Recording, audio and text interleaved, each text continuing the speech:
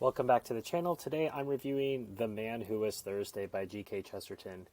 And as you can see, this is a 1938 edition. If you've heard me talk about it before, I'm an enormous fan of the Penguin brand, what it represents, the idea of getting the classics into people's hands in inexpensive editions.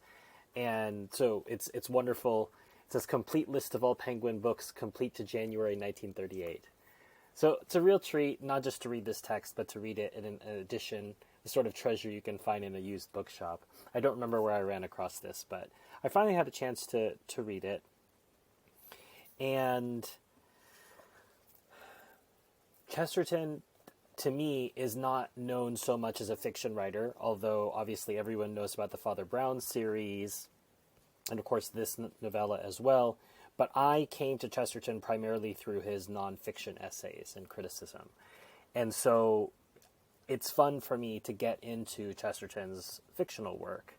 I have not read the Father Brown series. That is something I would like to do in the future. But for now, I'm creeping through some of the fiction, and this was one that I finally had a chance to pick up recently. Now, what to say about it? It's not long. This edition has 256 pages. So I would call it a novella.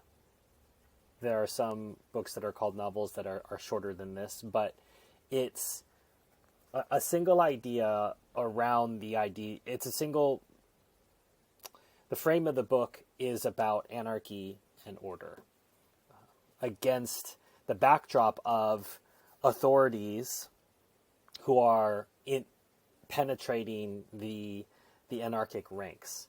And for those of you who know our modern history, you may know, or perhaps you don't, that the first World Trade Center attack was in part provocateured by the FBI. Not surprisingly, for some of you who know the FBI's record, but the person who wanted to set off this bomb in the World Trade Center at some point was reconsidering, deciding not to do it, and the FBI handler, the person who was pretending to be on his side, urged him to continue on.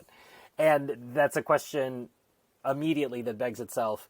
There's a difference between being undercover and keeping tabs on someone and then actually urging them to do an attack.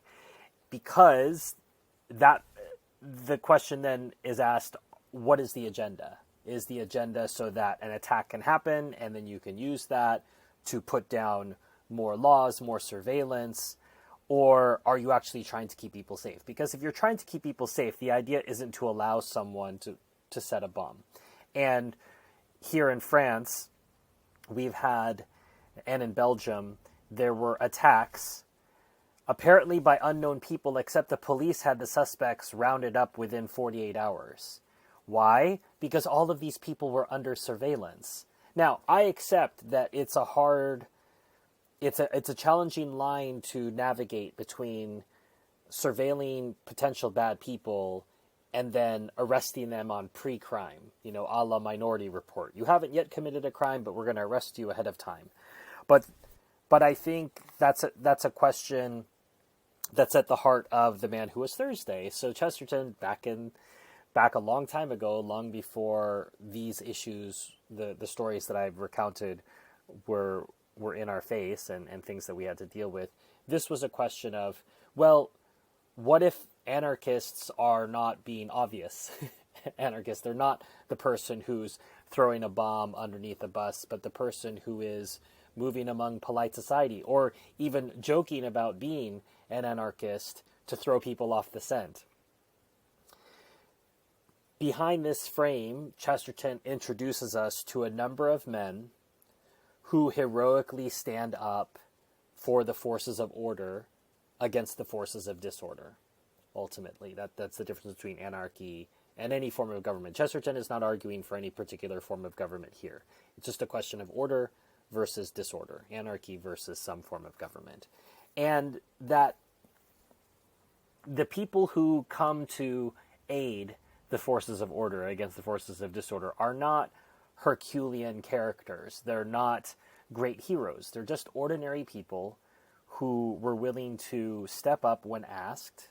They didn't necessarily volunteer. They were recruited in some way. and they were willing to potentially die for a cause, even though everything appeared to be against them.